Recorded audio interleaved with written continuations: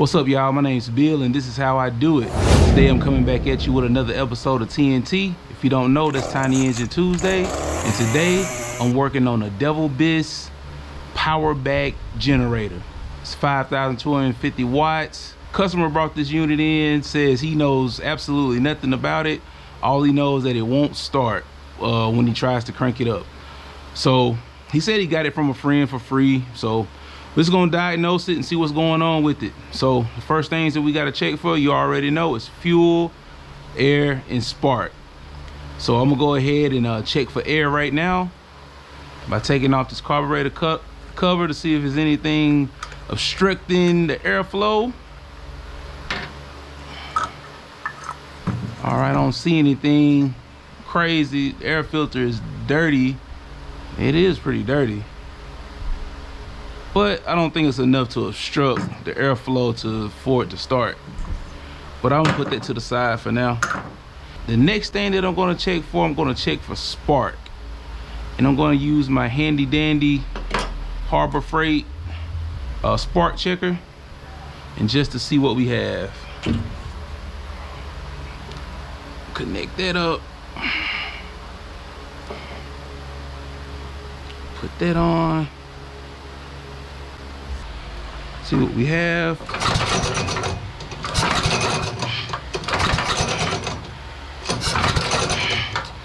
Absolutely no spark at all. And I don't think we have a fuel delivery issue. It has a little petcock under here. I loosened that up. I can tell the air, the gas is flowing. So I don't think we have a fuel issue per se. I really won't know until we get it fired up, at least where we can get spark, and then I can check and see if the carburetor is doing what it's supposed to do. All right, so what we're gonna do to check the spark, we're gonna take this cover off, and we're gonna inspect the coil. And this unit has 4 13mm plug bolts, 2 on the top, 1 on each side here and there. And we're just gonna remove that. Oh yeah, first of all, we gotta take this off, this flywheel cover off right here. This is nothing but a Phillips head.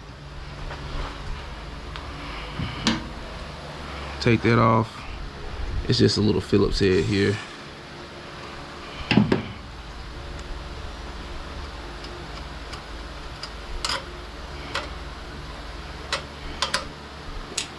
Take that off to the side. We're gonna take our 13mm. And what we're gonna do, we're just gonna take these off and take a look at the cover.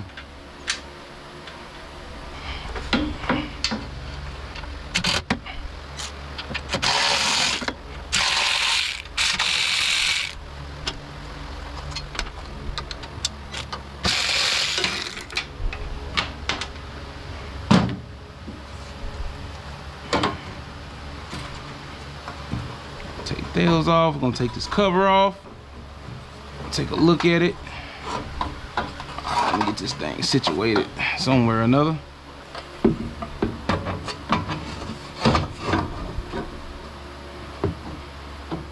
I know you can see it. I have a brand new coil on the flywheel, the new spark coil. My camera died. I don't know what happened, but long story less long, what I did was I replaced this coil. As you can tell, it's all rusted. It looks real bad. And I also have 2 more of these Devilbiss generators of my own. So what I did was I just went and because I had got a coil for another one, so I had ordered 2 of them. So I just replaced the coil just to see if this is the issue. So I'll go over the coil removal and install for you. So what it is it's 2 Torx bits right here, and all you got to do is just remove those Torx bits, and it has a ground, which is this green plug right here, has electrical connection right here. You just take that off, reinstalling it back the same way, but you have to be careful right here. Yeah, it has to be a certain gap between the magneto and the coil. I'll put the specifics on the screen so you'll know.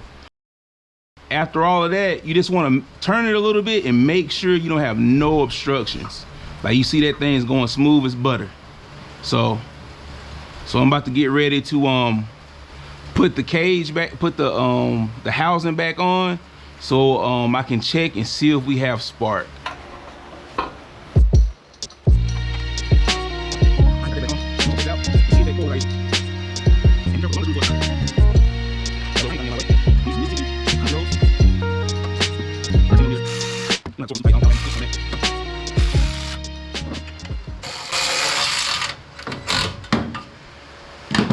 All right, now what we're gonna do now, we're gonna check for spark and see if we have spark.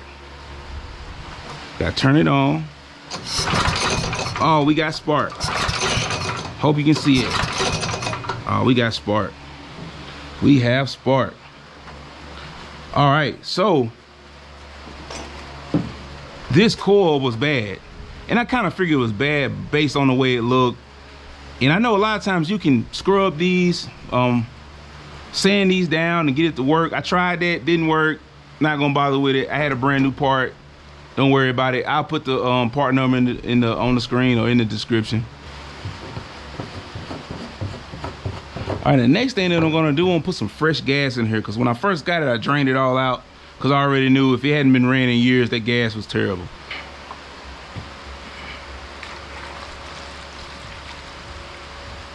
Whew, it's getting dark. All right, we got this thing filled up with gas. So let's just see. All right, now we got spark, so I'm gonna take that off. So let's see what we have. Open up this petcock.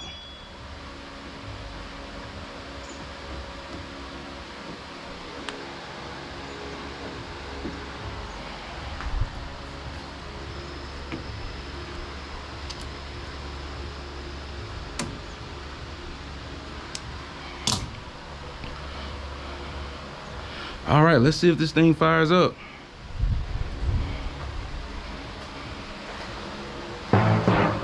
Oh, we got a leak. A lot of leakage. Oh, wow. Oh, wow, I didn't know that thing was leaking that bad. It's leaking directly out of the carburetor. I don't know too much about what's up with that carburetor. So let's see if we can get it to fire off a little hot sauce. That ether, that shit that make your soul burn slow.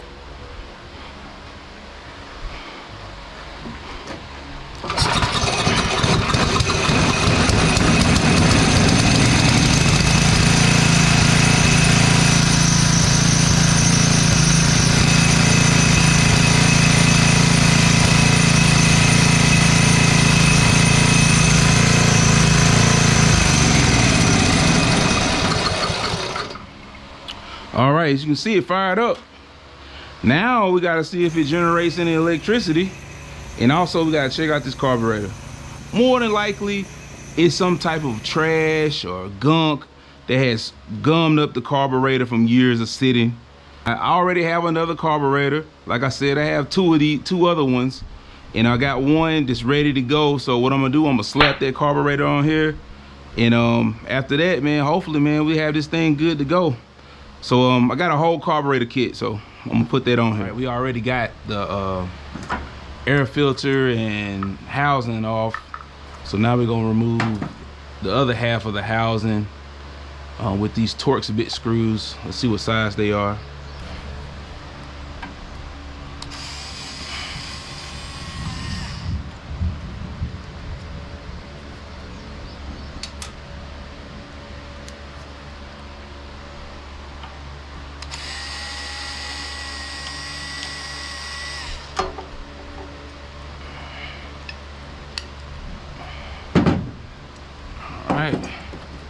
Got the housing cover off, and now we're gonna get ready to take off the carburetor. I guess we'll go ahead and take these hoses off first. The hose off. That's the hose that's going to the engine. And that's a vent. It's the engine vent tube right there. And this is the line that's coming from the fuel tank here. So let's grab that.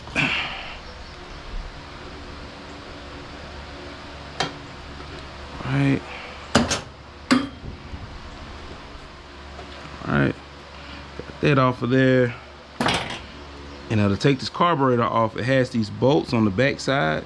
It has a Phillips head on the opposite side, and it's hard to get anything in there, so I'm gonna turn it around and move it with the Phillips head side. Yeah, you can see it right here. It's one on the opposite side, just like this one.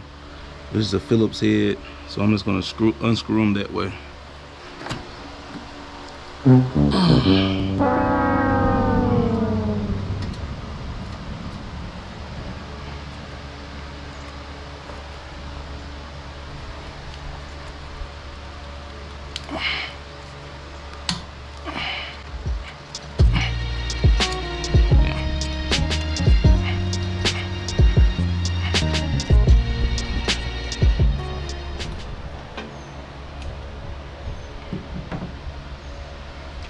All right, so I went ahead and took the whole intake manifold off, and it's hard to get to those bolts on the carburetor, so I'm just gonna take that throttle off. It just goes in there quick, easy. All right, now it gives me full access to the carburetor and the carburetor bolts especially. So I'll go ahead and take those off.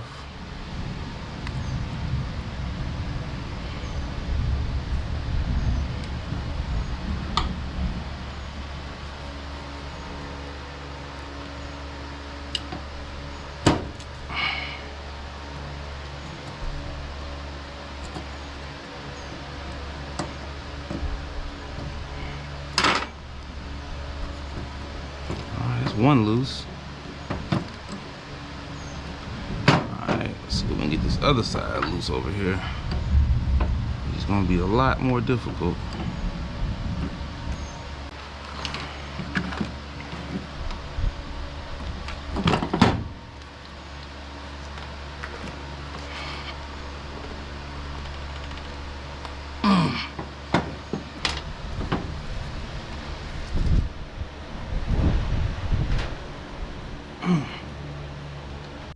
What I ended up having to do here, since I only could get one of the screws loose, I just simply turned the intake manifold and got it loose. I messed up the gasket, but I had a replacement gasket on deck, so it worked out.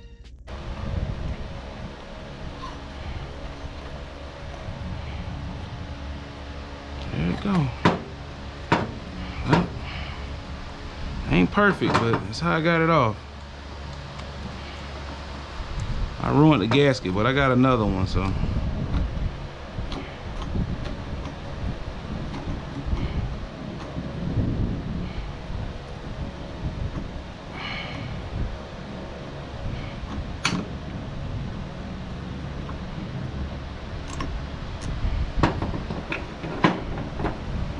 And plus, I didn't have to ruin the bolts or anything, so. Put these to the side, clean these up.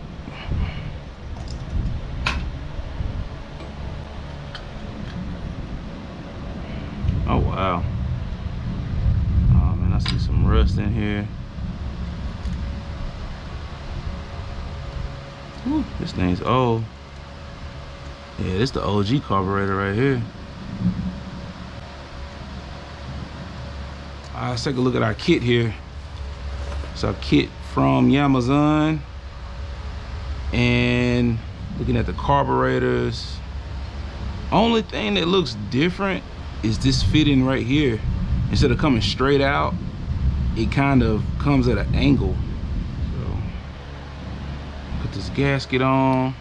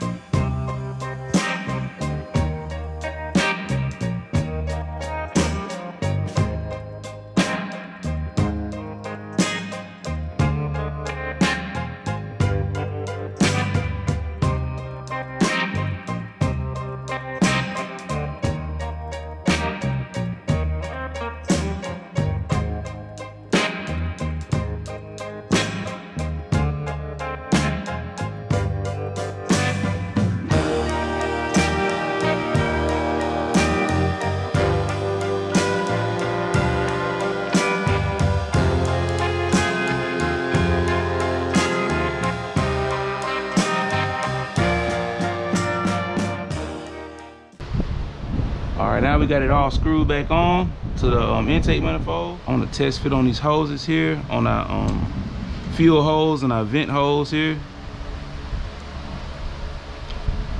So in order for the fuel hose to work, it has to come from underneath, which is weird because the other one did not come from underneath at that angle.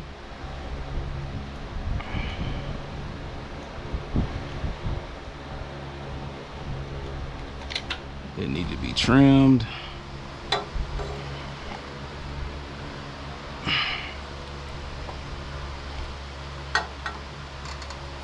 this on.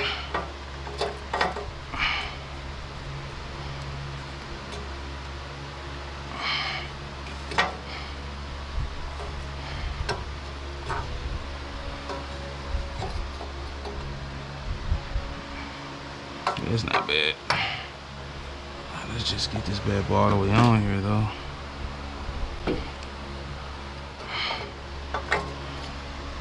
Alright, clamp on. Alright. Get another clamp for this vent tube.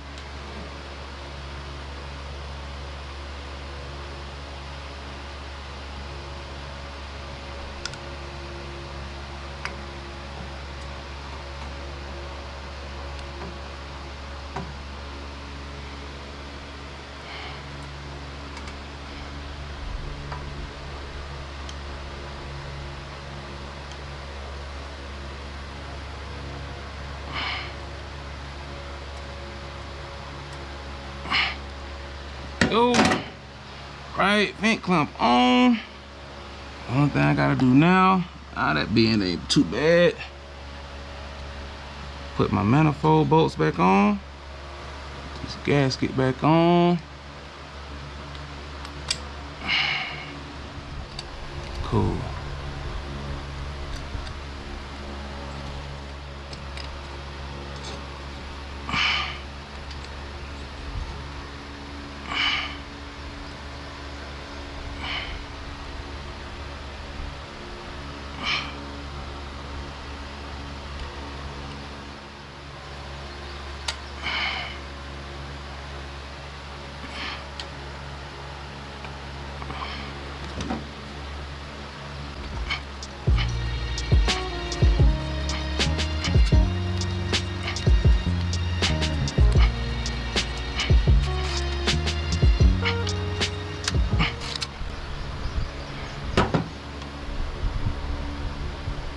All right, now that we got the carburetor on, all we got to do now is gonna put on the housing.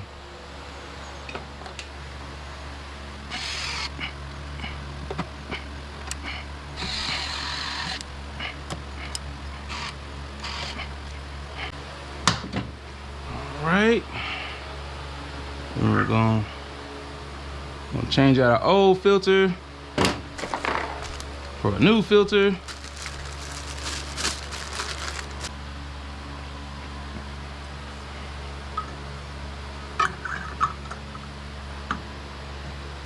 Place that. Put our screw on.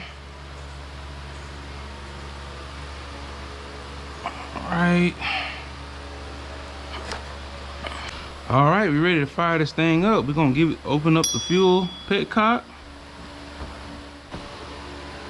All right, got that bad boy open. We're gonna set our choke. Set our choke. Make sure we turn it on. And we're gonna fire this thing up.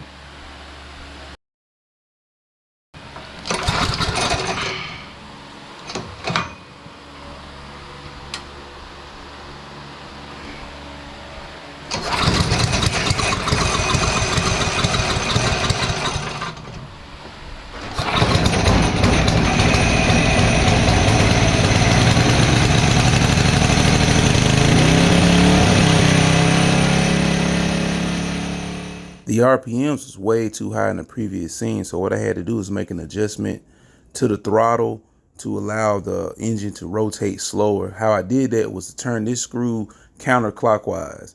As you can tell, there's 2 ways to do it. I could have adjusted the cable, but I had to bend the cable for the new carburetor. I chose to adjust the adjustment screw. Just turned it counterclockwise, slowed the RPM down, dialed it straight in. Now everything's working fine.